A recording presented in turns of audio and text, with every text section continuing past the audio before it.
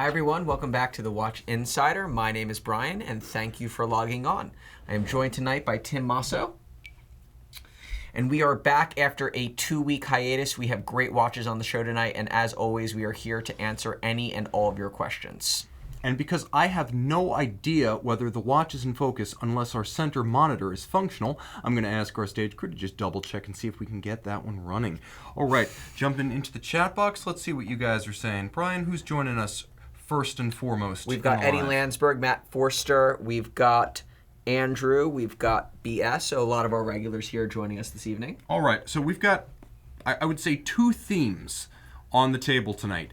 Dive watches and precious metal dress watches. Yeah, I don't know. I just grabbed a whole bunch of new and interesting things that I thought came in that maybe don't get like the online credit that they deserve. Okay, so let's start by talking about a watch that I recall coming out in 2016 at Basel, and it was definitely a change of pace for Patek Philippe Perpetual calendars, a little bit bigger, broader. I'm not going to say bolder because that word evokes like, it has negative connotations now in the era of Hublot. So I will say a little bit bigger and perhaps more extravagant in its proportioning, though not large.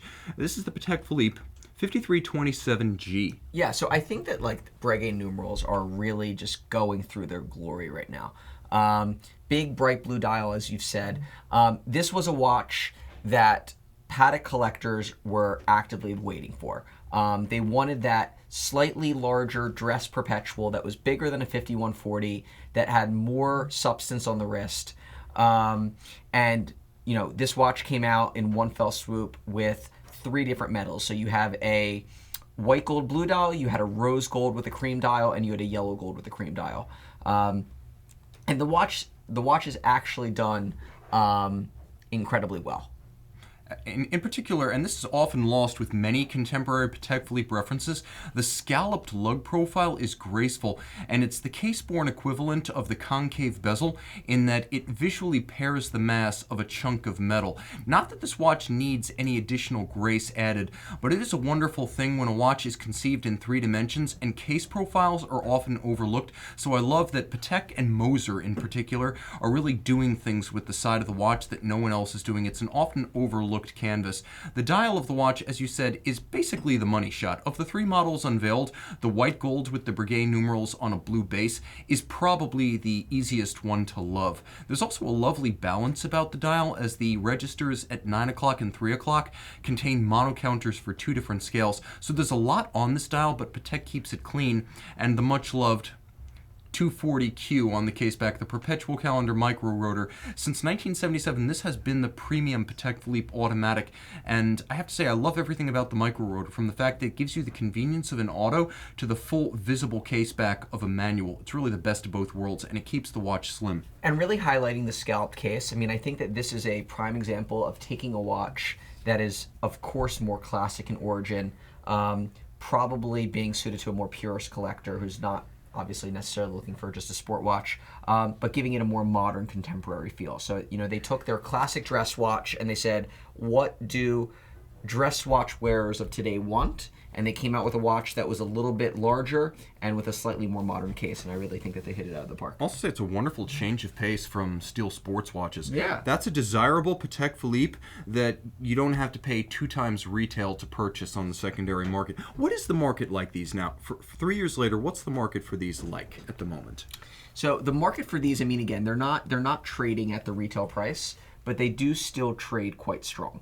So I would say that they're trading at slightly under what you could pick up the watch for at an authorized retailer. Is it fair to say that there's a distinct split between white gold as the strongest, rose probably second, yellow gold You know what? third? Not necessarily, because again, with the watch having just come out 2 years ago, not that many have made their way into the secondary market quite yet. So a lot of what you see online is not in fact actually pre-owned. It's probably new, but true pre-owned ones that are coming online, I think. White and rose are probably bringing the strongest, followed by yellow. But ultimately, not that many have been actively traded in yet. So I think that it's the kind of thing where if you can find one pre-owned at a good price, they offer really good value because they're not easy to find. So let me ask you a philosophical question. You see the buyers more than I do. I often work on the marketing side, you work on the selling side. Who is the buyer for a yellow gold Patek Philippe in the year 2019? That seems like a very traditional metal, and I'm wondering if it's just the purist collector or if it's an emerging strain of like younger guy who wants to be counterculture. Yeah, I mean, again, I think that dress watches haven't completely gone away. I think that there's always going to be a soft spot in a collector's heart for a Patek Philippe Perpetual. I mean, there's still collectors out there buying 3940s and 5140s and want something that's a little bit more dressy, but still functional, automatic. There's something about buying, your first Perpetual. And, it fits in any collection. I mean, you're not just going to always want just having steel sports watches. So I think, a watch like this or a watch like this, in yellow gold, somebody that may very well be upgrading from an annual calendar to a perpetual, trading in multiple watches, perhaps from other brands, getting into their first Patek Perpetual, and really just stepping up to the next level. Okay. Now, I think there is a distinct theme on the table tonight, as 4 of the 6 watches we have were built within the confines of Geneva. We're going to go from Patek Philippe to what is probably the second strongest brand in watches right now. Maybe tied for first. Same city and canton, but a very different style of watch. So here we have a 36 millimeter Rolex President in platinum with a Meteorite diamond dial with diamond lugs there. So, and to me, this watch just was such a cool, rare beast that I just had to bring it onto the show, because it's hard to describe this watch, I think, over the phone to somebody without actually being able to see it in person. And just the graininess of this particular Meteorite dial to me was really striking. All Meteorite dials are obviously different because they're organic. So you can get really good Meteorite dials, you can get some that are average and some that are, that are not as nice, but you see these really big streaks going across, and that's really what you're looking for on a Meteorite dial. And I just think that this was obviously a watch that, when produced at the time, I'm sure it was made in incredibly small quantities. And this is a fascinating watch because it has a lot of unconventional spec. Now, this is a 118339 in white gold. It's your basic 36 millimeter white gold double quick set from the 2000 generation of the timepiece, the year 2000 forward generation. But if you get real close to the dial, guys, let's focus on a few extra features that really set this one apart. First, the Meteorite Base. Now, the iron of the Meteorite is treated, oxidized, and then stabilized to create what's called a Widmanstätten pattern. This is not normally what iron looks like. You have to do things to it to bring out those patterns, and the crystalline structure is well highlighted by the stabilized oxidation. Now, second, you have these unconventional cuts of the index gems, which are seated in white gold at 9 o'clock and 6 o'clock, and then you have full white gold Arabic numerals all the way around with a white gold frame for both day and date, and I adore that. This is a wonderfully subtle way to wear gems on a guy's watch. Now, given the size is unisex at 36 millimeters, it's not automatically a guy's watch, but this is a watch that is so monotone in its white metal, white crystal aesthetic that you could easily miss the gems. They add richness, but not quite as much ostentation as I expected. I'm going to throw this one on the wrist. We're going to do some wrist shots with these watches.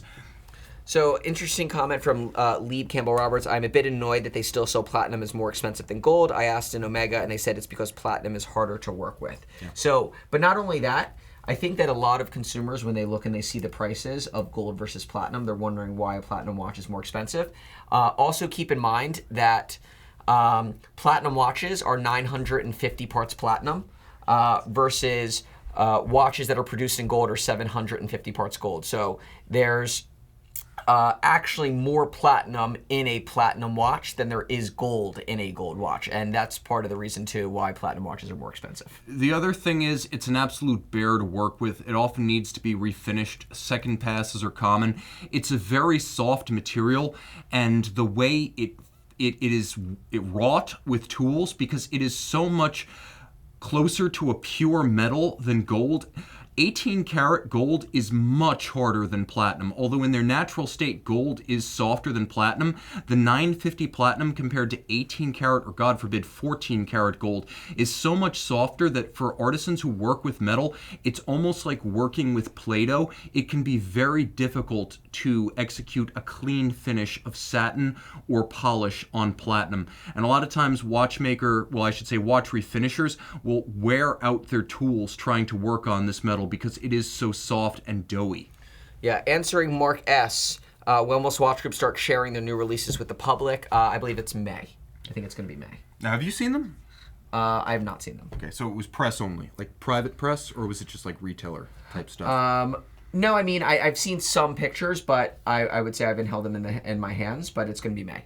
Okay, fair enough. So in other words, they want their own space. I don't think they wanted to be competing with Baselworld. Yes, Swatch Group is probably about 10 to 20% of the whole Swiss watch industry, but at the same time, with Patek and Rolex exhibiting concurrently, they were never going to show their best stuff during Basel. Let's go real quick back to the 5327G. We're doing a wrist shot? Yeah, because we were talking about the size of the watch, and you really don't get a sense of the size of it unless you put it on the wrist.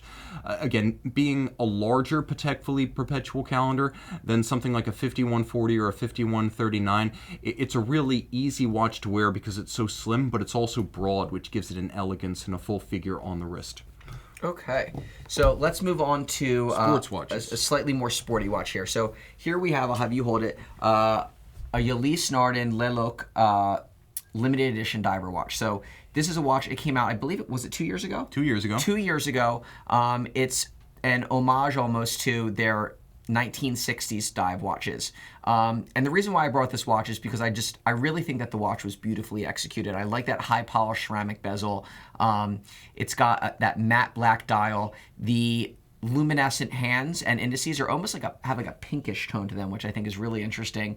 And they have that nylon strap with white stitching that looks like the strap on the Omega Snoopy, which I just think almost looks good on every watch. But what really strikes me about this is just how great a watch this is and how under the radar it really flies, and how little credit, again, a watch like this gets when it's launched, with the market looking for, let's call it, specific Rolex pieces and whatnot. So this was a watch that if somebody asks me what should they buy that's a really cool watch, that's good value, if you can't find the Rolex that you want, or you're looking for a specific Patek or something like that, like, this is a watch that people really should be flocking to. And it's an in-house caliber. Yeah, it is. It's the UN32 automatic winding 48-hour power reserve, a nice piece that keeps the watch relatively slim. The watch references the 1964 and 1965 Ulysse Nardin divers, so this is the Diver Leloc. It was part of a raft of heritage-inspired UNs that came out 2 years ago, and probably the most compelling of the group. Now, my favorite feature of this watch is the strength of the lugs. You can see that they actually broaden as they move away from the case in contravention of convention, and it's almost like a Vacheron style lug, which I find exquisite and daring. While the idea of a vintage reissue diver is not daring or inventive, some of the specific choices made with this watch definitely are. They start with the lugs and they continue on what I think is actually one of the better rotating bezels in the business. I'm gonna put it up to the mic so you can hear it.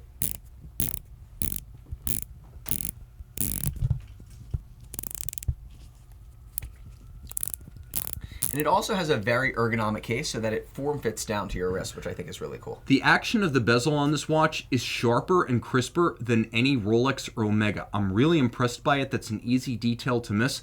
I also want to admit that they probably took a little bit of a chance going with a Cyclops eye on a re-edition dive watch, but more power to them. They're all about functionality. And the case back is very UN as it recreates the case back of an original with a sort of slash-cut shark tooth pattern surrounded by UN's modern dive watch icon, the hammerhead shark. So is it a little bit kitschy? Yes. But then again, I don't think... A little bit. I don't think you can do a dive re-edition with a straight face anymore because it's such a saturated market. This is sort of a aristocratic counterpart to the Oris Divers 65. The final feature that I really love is the rubber inlay on the underside of the strap. Because the textile is a very rough and coarse material, but then that rubber insert is as soft as it gets, very comfortable and ideal for something you might wear in the salt and sand. I'll go and say that I believe Ulysse Nardin is now in a head-to-head race with Glasuta Original as the most underrated brand in the business. Zenith with LVMH dollars and the prominence of the Dayfi line, I think, has finally moved out of that position and moved up a rung in the public awareness, and this has taken its place. Yeah, no, so great watch, and I definitely think that Ulysse Nardin is a brand to be on the lookout at. I think they've had a lot of good releases over the last several years. Should we do we want to do the Vacheron or the Breguet first? Let's finish with our biggest guns, and I think our biggest guns are these two. Let's Okay. do the Breguet. Okay, so here we have again, trying to bring watches on this show that I think go overlooked, that are really unique and interesting, that there's a lot of value behind the watch and a lot of money put into the piece. So here you have a Breguet Classique in 40mm, white gold case, Grand Fou, white enamel dial with hand-painted numerals.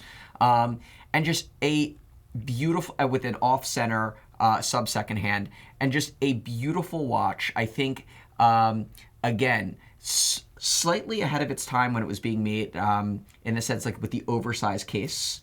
I think that, this was one of those watches that if you were originally looking at Patek and, you could only find something that was, let's call it 37mm that you liked that was comparable, you had this watch that was slightly larger.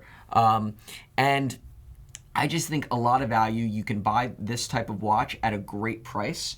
And now is the time that if you ever did want to buy a beautiful, iconic, really like never going to go out of style dress watch, like now is the time to be able to buy a watch like this. It is a lovely piece, and this Breguet 5140 in white gold with the Grand Faux enamel dial, it has a handsome execution. As Brian mentioned, all of the individual dot indices for the minutes outboard are hand-painted, and the Arabic numerals are each hand-painted with actually two different color paints. So there's actually a black and then there's a light green, and when you get really close to it, it becomes even more beautiful. There's a second disc. It's a two-part enamel dial. There's the disc for the sub-register because you can't really cut into enamel or blend it. And then there's an outer disc for the primary dial. You can see that the hands are gloriously heat-blued steel Breguet style, and there's a lovely counterweight to that What's the needle name of style the hand? seconds. Those are called Breguet hands. Breguet hands. Those are Breguet hands. The case itself is just as beautiful. It's actually cold rolled to create that coining on the flank. So it's kind of like forging. It's cold rolled, not actually molded in. So the cold metal is wrought to create that pattern and then hand finished. The lugs themselves are welded on, and then all evidence of the solder joint is removed by hand to create that sharp break. And though you can't see it underneath the case back, you get a Breguet 5023 with a silicone hairspring based on a 3/4 rotor automatic Frédéric Piguet P71 ultra thin. So this is a very sophisticated watch. And on the wrist, because it straddles that 40-41mm size range, it's unconventional for a dress watch in having an awful lot of presence. It's 12.5mm thick, so it's not an ultra thin, but it is broad, and relative to its thickness, it's wide, so it has a handsome disc-like aspect ratio. And you can see the strength of those lugs, though they're not generous in proportions, they are strong in their angularity, and they're splayed out with a sort of radiant energy that gives this watch an immense presence and stance on the wrist. And I really like the fit. You can see my wrist wears it well. You don't need a huge wrist to wear this large size dress watch. And what's interesting too, where I think that a lot of the straps, like to me, a strap can very much change a watch. It can, it can completely change the look and the feel. And they put all of their watches on these, like, let's call it, matte crocodile, either dark blue or, dark black strap. And it gives it a much more dressy appearance. And if you're concerned with, the watch is a little bit too dressy, when am I going to wear it? Like, if you were to put this watch on a really cool brown suede that plays off really nicely against the white and the blue, or even a blue suede, you would take this watch and make it much more casual. It would be a cool 41mm white gold piece with that stark white dial. And I think you can completely change the look and feel of a watch like this based on just the strap that's on it. Yeah, I think a white contrasting stitch on that blue strap would be a great way to start. Yeah. Okay. This is probably our biggest gun on the table in terms of historical interest. This is one of those auction catalog watches. The kind that you would see on the cover of an auction catalog, that is. Okay, Rolex Submariner, big crown. That's the 8mm patent crown. Boom. This is about as good as it gets. 6538, part of a series made from late 1954 to early 1959. It's about a 38mm steel case, and it features the Rolex 25 jewel caliber 1030 automatic. Now, this was the beginning of the 200-meter Rolex divers, with the 6200 being the first of the big crown. We saw a series, the 6200, the 6538, the 5510, that had that large brevet crown, 2 millimeters larger than the standard. Like there was a small crown 100 meter version of this watch called the 6536. What makes this one really interesting is A, the rarity, as these were more expensive at the time. A lot of folks didn't see any need to purchase them. They were fine swimming with 100 meters. Back in the day, that was very respectable. And second, the originality of this watch is outstanding, but it also has a little bit of celebrity interest in that this is, by consensus, likely the model that Sean Connery wore as James Bond in Dr. No. It was either this Someone just brought it up in the chat. Yeah, it was either this or a 5510. We don't know for super sure. We do know we wore it on a strap. But I think the consensus is it was this one. Yeah, in general, because of the rarity of the 5510, they're both rare, but the 5510 is almost unheard of. It was probably the 6538. Now, the watch still looks highly distinctive. The no-guard profile is hugely vintage evocative. You've got the red triangle index on the bidirectional bezel. You have the chapter ring dial. You have the gilt-style print. You have the contrast between the Submariner script at 6 and the silver depth rating, which is present because they made the dials in flights for both 100-meter and 200-meter, and they made them with the gilt style print, and then they flashed. If we can get really close to the dial on this one, guys, they actually printed that depth rating in silver because that was the second part that would be printed, and that would be printed specific to the model after the mainstream mass production of the dials. Now, the watch is remarkably full and intact. Everything about this watch is almost preternaturally present. This is probably an earlier model from the series 55 to 59 because it has a 55,000 reference, and in 1953 Rolex rolled over its serial numbers and they started over again. So this timepiece right here is an interesting one because it's so full. Pardon me, it's 500,000, so my bad, that would have been late 1950s. Apologies. So you can see the watch featuring full lugs in that it has almost the original bevel intact. And when you can see the original bevels on the tips of the lugs, the interesting thing here is that it's really one of those no-cheat, proof-positive pieces of evidence that the watch is highly original, because these got refinished over the years. You can see that the pin isn't even protruding from the edge of the lug. You can't restore metal, and you really can't restore these hand-finished factory lug bevels. So this is probably the best single piece of evidence of this watch's originality and condition, because that's always the first thing to go. Every refinish over the decades diminishes the metal, and these lugs are usually left as toothpicks with the spring bars protruding. Now, a little bit more background. The bracelet was probably made after the watch, as it was made in 1961. It is a 7206 with 80 end links, so you can see it as a rivet style. It's the 70. Let's show the bracelet now, guys. Fix the camera on the bracelet, good. You can see it is a rivet style in outstanding condition with amazingly little play, considering it's a half-century-old Rolex rivet. The clasp is in outstanding condition. You can still read the stamp of the quarter and year of manufacture. And the timepiece featuring the original Rolex clasp, original to the bracelet. I can't claim that the bracelet is original to the watch because they were separated by a few years of production, but it is period correct, wonderfully evocative, and a collectible and investment piece in its own right. You can see the case back right there, an Oyster 200 meter, and a lovely piece. I adore this watch. I hope it goes to a good home. Now I'm going to need you to say all of that again for those that didn't have a chance to tune in live for that. Replay. Hit the button. But no, I mean, again, beautiful watch. I think that it's really fun when you uncover these. I mean, to me, this is like finding treasure. Yes. Like, I love, seeing watches like this and finding watches like this, especially when they're this intact. And you know that they've been maintained but also enjoyed, but not necessarily... Again, you would think that a watch like this would be sent in for service over the years and updated and whatnot and been changed, but it's always fun when you see something like this. It's fun to find a survivor, and it's fun. It's nice to see that it's not too perfect. Like, correct. It's good. It's not a time capsule watch. Right. If Rolex rolled out a time capsule watch, I'd say I believe it. When you find one of these and it's too good to be true, it always is. And you don't have to worry about nicking it because someone made the first scratch 60 years ago. All right. All right, moving on to the final piece on the table. So, brought this on for a friend of mine, Ross at Penn State, who wanted us to bring this watch on the show.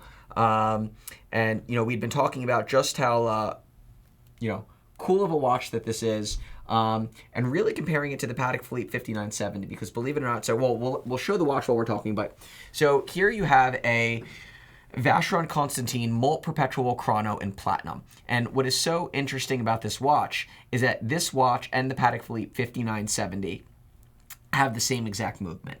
So both Lemania based, both Perpetual chronos, obviously. Very different price points in the secondary market. So you've got your Patek 5970 in platinum, let's call it a $200,000 watch, and this watch trading for let's call it a quarter of that. So if not, probably a touch more than a quarter. So you've got an officer style Hinz case back here that displays the movement. Overall, just a beautifully executed watch with such incredible value. And I look at a watch like this and I think to myself, like, one day I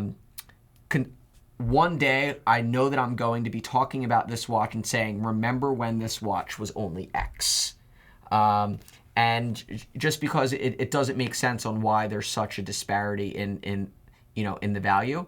And again, where can you get a Perpetual chrono, Vacheron Constantin in platinum for under 60 grand? It's just, again, it amazes me. And let me see if I can get the best light angle on this. It's tough because the Hunter doesn't open quite as broad as I would like. That's probably its best angle on camera. You can see that this is no compromise Geneva finishing. A few things to call out. It's simply the depth of this movement. People ask, why do you want a lateral clutch chronograph when a vertical clutch is more modern? Why do you want a manual wind when an automatic is more convenient? I think this makes the argument without any real explanation. Look and you'll understand. I'll also mention that this is a wonderful piece because it's functionally and mechanically identical to the Patek Philippe 5970, but here's the deal. The last 5970P that we sold for over 200 grand, and we're asking about 50 for this watch. So what's the justification of this? Will probably be asking, if I had to guess, we'll probably be asking like 62,950. The price delta on this watch, I mean, there's no justification other than the designer value of a name. And at least in my heart, Vacheron is equal to Patek Philippe. Granted, right now, one is hotter, but there's hot and then there's substance. And the substance of this watch is every inch, every millimeter, the 5970. Now, a little bit of background. This is the 47112. This was launched in 2000 as part of what was then the new Malt collection. Let me start up that chrono one more time. And at the time, the Malt collection was not a tonneau case. It was mostly distinguished by these remarkably strong, expanding, and, as you could see, fluted lugs. The Malt collection continuing the Vacheron heritage dating back decades of strong lug profiles. Now, this model was made from 2000 to 2006. It's a rare piece. You can see it features a hand-engraved solid gold moon face with a melancholy and smiling moon, so you actually get both. And then it features an aperture-style perpetual calendar. It is absolutely gorgeous, right down to the hand-finished white gold dart-style hour indices and the broadsword hands, which you can see are half polished and half frosted. Now, one last thing. It's not important to me, but you might find it cool. We talked about the Hollywood provenance of the 6538. Well, this one has its own starring moment. In the 2006 remake of Miami Vice, the adaptation for the screen, Colin Farrell as Sonny Crockett wore this exact model. Not this exact serial number, people have asked, but this exact model. And Michael Mann is actually a big Vacheron fan. Welcome, Xavier N. from Manila. Okay. Thank you for joining us. Thank you for getting up early with us. Yeah, I mean, we've got no more watches here on the table to talk about, but if you guys have any other questions that you want to ask, I mean, please feel free. Now's the time. We can do a quick wrist check here before we go. Show me what you got. I brought on a watch that I wear pretty regularly, FP Journe Resonance in rose gold, with a somewhat petite salmon dial. So it's just amazing to see what's going on with the FP Journe brass movement pieces recently. They're just they're getting harder and harder to find, and they just keep going up. If you wonder why brass looks so silver, it's because this is a basic preservation technique. Rhodium is plated onto the brass to prevent oxidation and corrosion over time. That's why when you hear brass movement Journe and you expect gold, it looks silver. A lovely piece, and you can see those synced and fully resonating. I'm always amazed when I see that it's working. Yeah. Every time I see that it's actually doing what it's supposed to be doing, I'm like, wow, it's working. Yeah, and the amazing thing is those hands, they really do stay coupled over 24 hours. So a lovely piece. This is your 38 rose gold, right? Mm-hmm. 38? Okay. Yeah. And then, of course, you guys know me, Zin Easy M11, 43 millimeters, a 500-piece series from 2017. They remanufactured within Zin a 7750 to work with a central minutes register like the old Lemania 5100 and the original 1997 titanium Zin Easy M1. That was a 40, this is a 43, that was tied, this is tegamented steel. A lovely piece, I wear it every day. This watch will be well known to our regulars. Okay. Well, I think that's all we have for today. Really appreciate everybody logging on to watch the show live. For those of you that are overseas that are watching this show at very late hours, thank you so much. Hopefully no more hiatuses, and then we should be on next week as well. But again, my name is Brian. I'm Tim. And this is the Watch Insider, and thank you for logging on.